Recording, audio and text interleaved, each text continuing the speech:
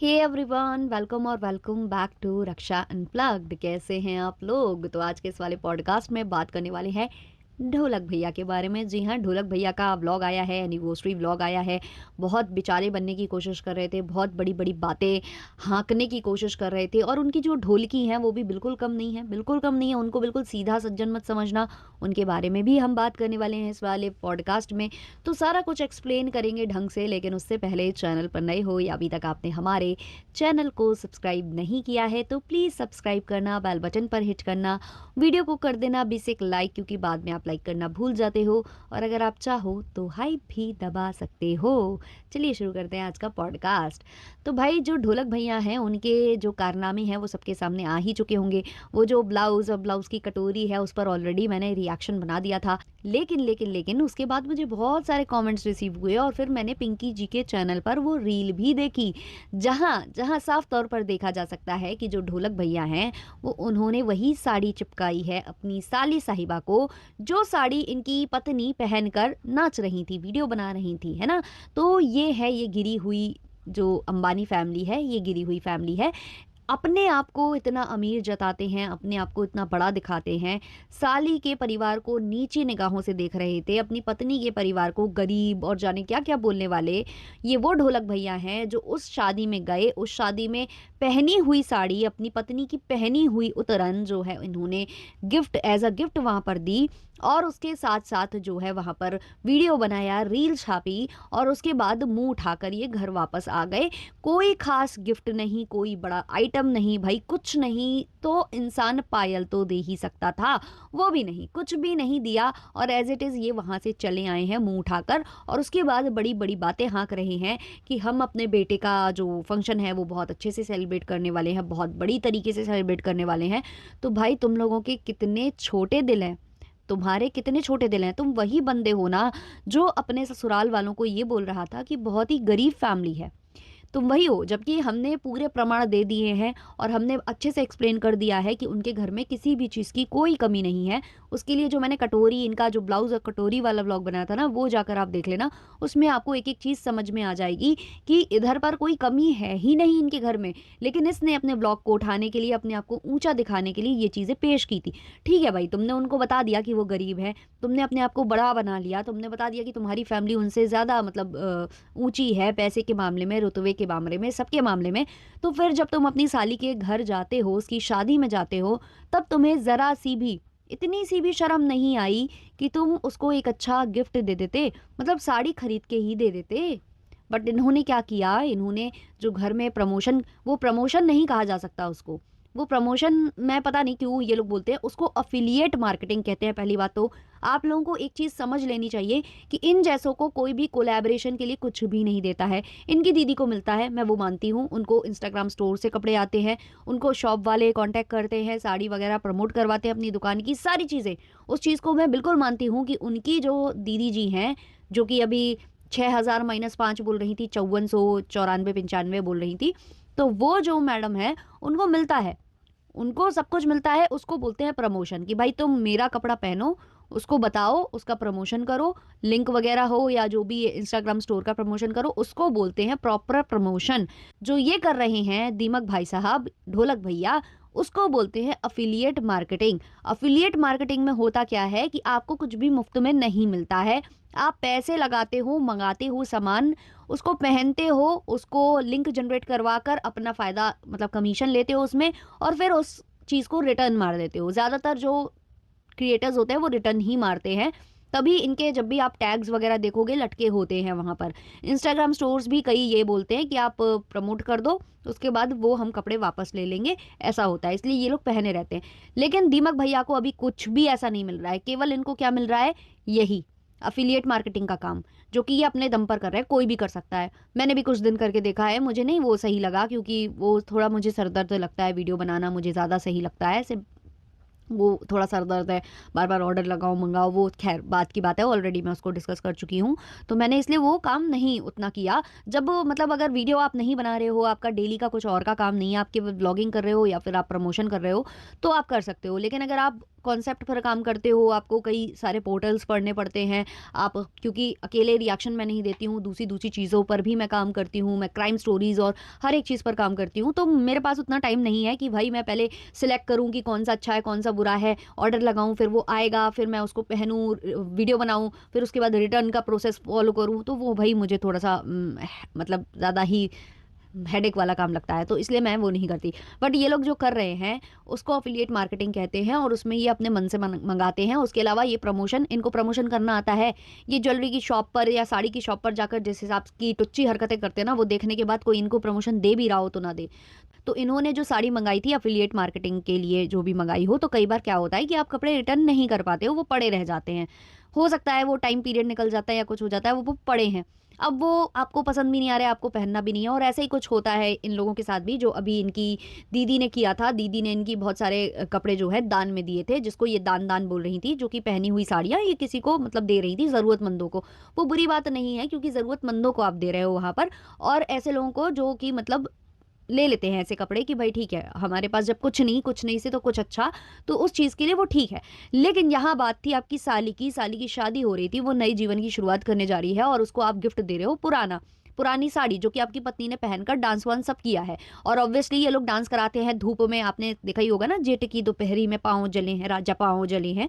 तो वहाँ पर जब जाते हैं जेठ की दोपहरी में डांस करने, तो पसीने भी आते हैं, पाँव जलने के साथ साथ पसीना पसीना भी होता है इंसान।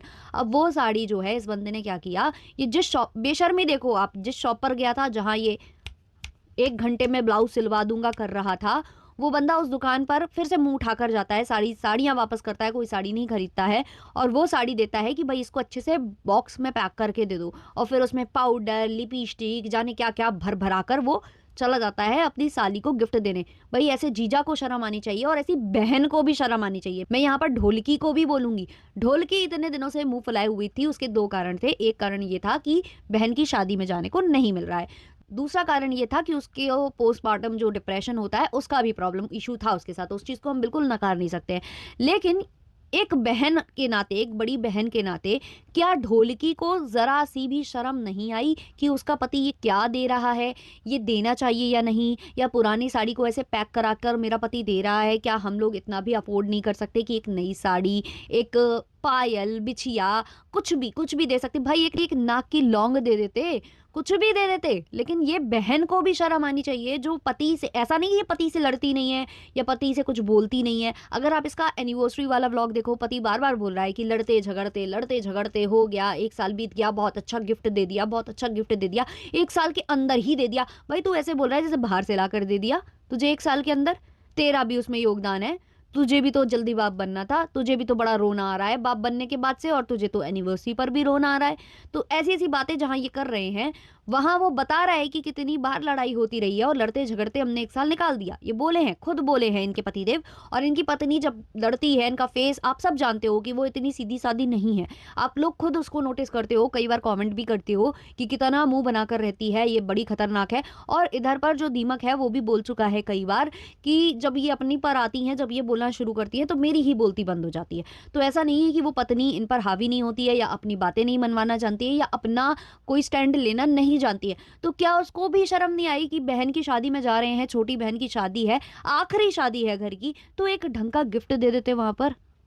और वैसे ही ये बन जाते हैं अंबानी, वैसे ही अपनी पॉकेट। अब आज वाले व्लॉग में मेरी पॉकेट अलाउ नहीं करी, इसलिए हम लोग एनिवर्सरी नॉर्मल सेलिब्रेट कर रहे हैं। पहली एनिवर्सरी हम नॉर्मल सिंपल केक काट रहे हैं। बच्चे का फंक्शन बड़ा करेंगे, उतना ही करेंगे जितना, भाई जब तुम्हारी पॉकेट अलाउ नहीं कर रही है तो बच्चे के नाम पर, खैर ठीक है तुम्हें करना है फंक्शन वंक्शन कर लो, लेकिन एक अच्छा जो डिसीजन होता है वो यही होता है कि भाई जब आपको पता है आपकी इनकम का कोई ठिकाना नहीं है, सोशल मीडिया की इनकम ऐसी ही होती है, आज लाख तो कल 20, है ना? आज 1 लाख तो कल 20 ही हज़ार आ रहे हैं, फिर कहो 5 ही हज़ार आ रहे हैं, फिर कहो आ भी नहीं रहा है। 3-3 महीने तक डॉलर कंप्लीट होने के लिए आपको वेट करना है। और ऐसा इनके साथ होता भी था पहले, जब ये शुरू करा था इन्होंने ब्लॉगिंग, कुछ खास फ़ायदा नहीं था, इसलिए तो बहन क्या रामू काका थे ना, रामू काका गिरी कर रहे थे। तो ऐसे में आपको इस पैसे को इतना जो आप भपकेदार फंक्शन मनाने की कोशिश कर रहे हो, उसको आप इन्वेस्ट कर सकते थे पॉलिसीज़ में, अपने बच्चे के फ्यूचर को सिक्योर कर सकते थे, है ना? लेकिन नहीं, इनको वहाँ जहाँ खर्च करना है, जहाँ दिखावा दिखाना है, ये वहाँ करेंगे। साली की शादी में क्या किया? साली की शादी में कुछ नहीं दिया, गए, डांस किया, 3-4 रीलें बनाई, उनको पोस्ट किया। बहन भी बाकायदे नाच रही है, मतलब ये जो दिमकाइन है वो भी नाच रही है अपनी बहन के बगल में खड़े होके। सबको रीलबाजी का शौक पड़ा पड़ा है, सबको रील्स चाहिए, सबको वीडियोस निकालने हैं। और ये इनकी बेशर्मी है कि देना लेना भी कुछ नहीं है और उससे निकालना भी बहुत कुछ है, मतलब उससे जनरेट भी इनकम करनी है। ये है ये बेशरम। और ये जो गरीब फैमिली बोल रहा था उनको, उनके घर में कोई भी व्लॉगर नहीं है, उनके घर में कोई वीडियो नहीं बनाता, फिर भी हल्दी अच्छे से सेलिब्रेट हो रही थी, संगीत वगैरह सब उन्होंने किया है, शादी भी अच्छी सेलिब्रेट हो रही है, लहंगा वहंगा सब कुछ अच्छा किया है उन्होंने, जबकि उनके घर में कोई व्लॉगर नहीं है, कोई व्लॉगर नहीं है। और ये जो है व्लॉगर हैं, इसीलिए ये सब कुछ कर रहे हैं। बच्चे का जो भी फंक्शन ये कर रहे हैं, ये भी इसलिए कर रहे हैं कि उससे और ज़्यादा व्यूज़ आएंगे, उससे और ज़्यादा हमें फ़ायदा होगा, बहनें आएंगी और रील बनेगी, ये सब ये इसलिए कर रहे हैं। अगर ये व्लॉगिंग का कैमरा इनके घर में ना हो, अगर ये व्लॉगिंग ना करते हों, तो ये कुछ भी ना सेलिब्रेट करें, ये उनमें से हैं और बोल रहे हैं उनको गरीब। भाई उनसे कुछ सीख लो कि उन्हें कैमरे पर दिखाना नहीं था, उनको व्लॉगिंग में नहीं डालना था, उनको उससे पैसे नहीं जमा करने थे, ये केवल वो मेमोरी के लिए कि एक वीडियो बनेगा, उनके घर में सीडी आएगी, जो भी पेन ड्राइव में आएगा वीडियोस वगैरह, जो वो अपने बच्चों को दिखाएंगे, खुद देखेंगे, एंजॉय करेंगे पूरे जीवन पर्यंत। उसके लिए उन्होंने अच्छे से सारा कुछ सेटअप किया। तुम लोगों को अगर ये व्लॉग ना डालना हो तो तुम लोग तो ये भी ना करो। जो तुम लोग हॉस्पिटल सजवा रहे हो या आज एनिवर्सरी भी तुम सेलिब्रेट कर रहे हो कि उसमें एक मेकअप व्लॉग निकलेगा, फिर एक ये निकलेगा, केक कटिंग व्लॉग निकलेगा, फिर हम बकैती करेंगे, वो सिर्फ इसलिए हो रहा है। अगर ये सब व्लॉगिंग में नहीं जा रहा हो तो तुम लोग इतना भी खर्च नहीं कर सकते हो। तुम्हारी क्या हालत थी सबने देखी है। तो शर्म तुम्हें भी आनी चाहिए, जो तुम इतने दिनों से उस परिवार को गरीब गरीब बोल रहे थे, और शर्म उस बहन को भी आनी चाहिए जो कि खुद अर्निंग कर रही है, जो खुद अर्न कर रही है सोशल मीडिया पर, और सब कुछ वो कर रही है। उसको पता भी है, ऐसा भी नहीं है कि बेवकूफ़ है कि उसे ये नहीं पता कि मेरी वजह से या मेरा करने की वजह से ये सब हो रहा है।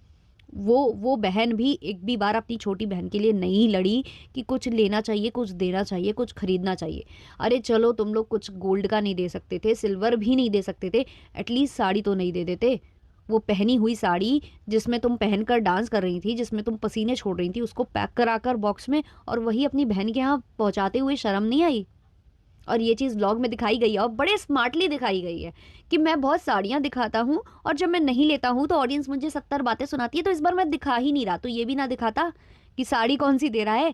तेरी ऑडियंस ने पकड़ा है, इनकी ही ऑडियंस ने कमेंट सेक्शन में पकड़ा है और हम लोगों को भी आकर कमेंट किए हैं। और उसके बाद मैंने पिंकी जी के वीडियो पर और वो शॉर्ट पर देखा कि ये सब हो रहा है।